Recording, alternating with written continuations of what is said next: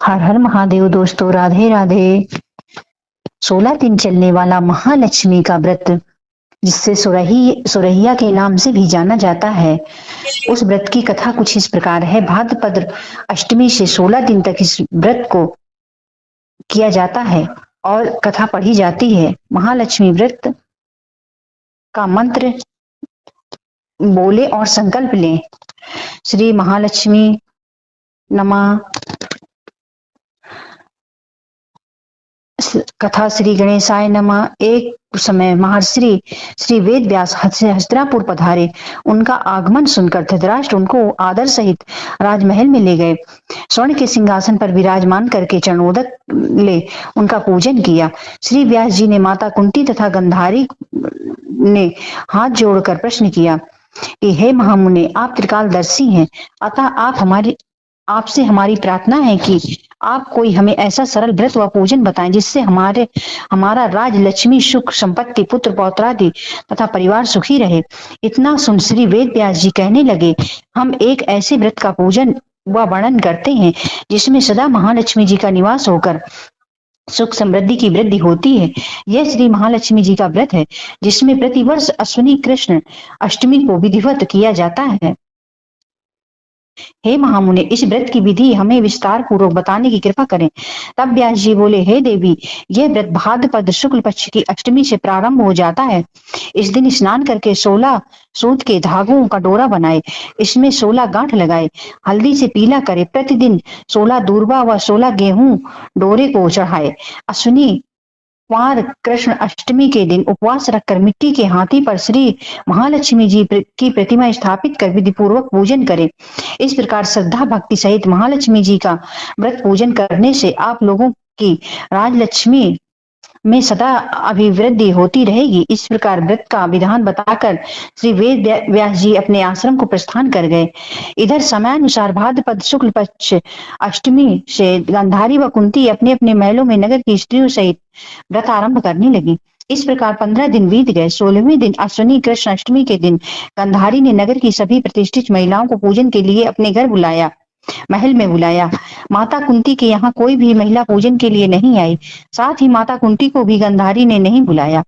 ऐसा करने से माता कुंती को बड़ा अपमान महसूस हुआ।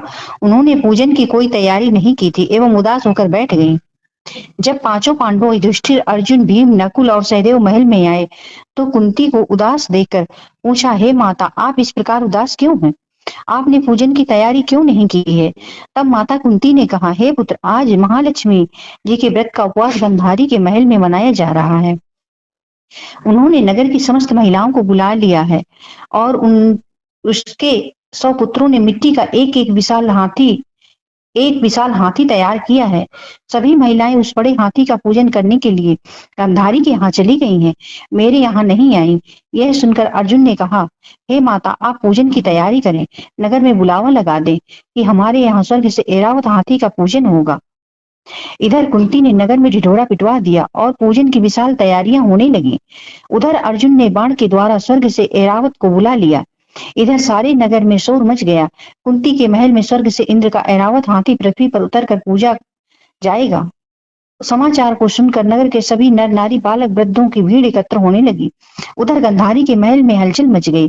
वहां एकत्र हुई सभी महिलाएं अपनी अपनी थालियां लेकर कुंती के महल की ओर जाने लगी। देखते ही देखते कुंती का सारा महल ठसाठस भर गया। माता कुंती ने ऐरावत को खड़ा करने के हेतु अनेक रंगों के चौक पुरवाकर नवीन रेशमी वस्त्र बिछवा दिए। नगरवासी स्वागत की तैयारी में फूल, माला, अबीर, गुलाल, केसर हाथों में लिए पंक्तिबद्ध खड़े थे।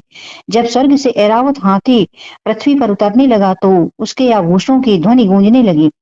ऐरावत के दर्शन होते ही जय जयकार के नारे लगने लगे। सायंकाल के समय इंद्र का भेजा हुआ हाथी ऐरावत माता कुंती के भवन के चौक में उतर आया। तब सब नर नारियों ने पुष्पमाला, अबीर, गुलाल, केसर आदि सुगंधित पदार्थ चढ़ाकर उसका स्वागत किया। राज्य पुरोहित द्वारा ऐरावत एवं महालक्ष्मी की मूर्ति स्थापित करके वेद मंत्रों द्वारा पूजन किया गया। नगर निवासियों ने भी महालक्ष्मी पूजन किया। फिर अनेक प्रकार के पकवानों को लेकर ऐरावत को खिलाए। यमुना का जल उसे पिलाया गया। राज्य पुरोहित द्वारा स्वास्तिक वाचन करके महिलाओं द्वारा महालक्ष्मी का पूजन कराया गया। 16 गांठों वाला डोरा महालक्ष्मी जी को चढ़ाकर अपने अपने हाथों में बांध लिया। ब्राह्मणों को भोजन कराया गया। दक्षिणा के रूप में स्वर्ण आभूषण वस्त्र आदि दिया गया। तत्पश्चात महिलाओं ने मिलकर मधुर संगीत लहरियों के साथ भजन कीर्तन का संपूर्ण रात्रि महालक्ष्मी व्रत का जागरण किया। दूसरे दिन प्रातः राज्य पुरोहित द्वारा वेद मंत्रों उच्चार के साथ जलाशय में महालक्ष्मी जी की मूर्ति का विसर्जन किया गया। फिर ऐरावत को विदा कर इंद्रलोक को भेज दिया गया। इस प्रकार जो स्त्रियां श्री महालक्ष्मी जी का विधिवत व्रत एवं पूजन करती हैं, उनके घर धन धान्य से पूर्ण रहते हैं और उनके घर में महालक्ष्मी जी सदा निवास करती हैं। इस हेतु श्री महालक्ष्मी जी की यह स्तुति अवश्य बोले। महालक्ष्मी नमस्तुभ्याम सुरेश्वरी हरिप्रिये नमस्तुभ्याम दयानिधे।